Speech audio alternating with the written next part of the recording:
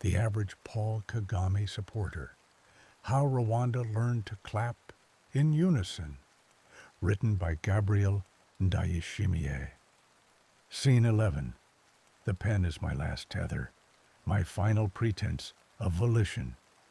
I awoke at my desk again, or rather, I discovered myself already awake, already seated, already writing. The pen was moving, that much I know.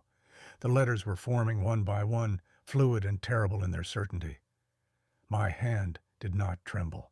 My eyes, wide open, were watching the act with the same quiet awe one reserves for executions. And the words, when I dared to look, were not mine, or not only mine. They were addressed to me. You may stop now. That was all. 4 words, unpunctuated, undated, final in their stillness. I sat back as if struck and stared at the sentence for what may have been minutes, or an hour, or a lifetime, too small to measure. My first thought was, she knows, not just what I write, but why. That I cannot stop. That this endless monologue is not an indulgence, not a rebellion, not even a plea, but a habit, a pattern, an involuntary reflex performed by a man who once believed in meaning and now only believes in momentum. But then a second thought, far worse than the first, arrived. What if I wrote it? What if some deeper part of me, long buried beneath layers of rhetoric and longing and theater, finally clawed its way up through the syntax to whisper the truth?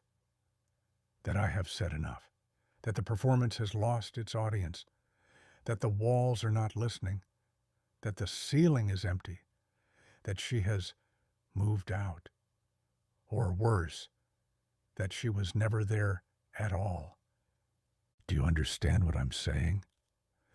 I am beginning to suspect that the woman upstairs, the one whose voice I hear, whose silence I interpret like sacred text, whose imagined eyes have kept me tethered to this paper reality, may have been no more real than the freedom I once believed I could earn with metaphor. A fiction. A useful one, yes. A beautiful one, even. But a fiction nonetheless. A vessel into which I poured my resistance because I could not bear to pour it into myself. And so now I find myself here, half-written, half-believed, half-erased, surrounded by pages that I do not recall writing, addressed to people I do not remember loving, filled with dates that do not correspond to anything in the world outside this room. I feel myself thinning. Yes, thinning, like light through old curtains, like breath in a sealed chamber. I am not dying. That would be something. I am becoming less. A process so delicate, so precise, that it would take the eyes of a god to measure it. And we've already established he no longer watches. But still I write. Of course I do. What else is there? The pen is my last tether, my final pretense of volition. I write not because I believe someone will read this, but because it prevents me from disappearing entirely between sentences. The ink holds me together, sentence to sentence, thought to thought. Like a thread through the eye of a needle, I will never push through cloth. If this is read, if this somehow escapes the gravitational pull of my obscurity, do not mourn me. I am not a martyr. I am not a victim. I am a whisper that lingered too long.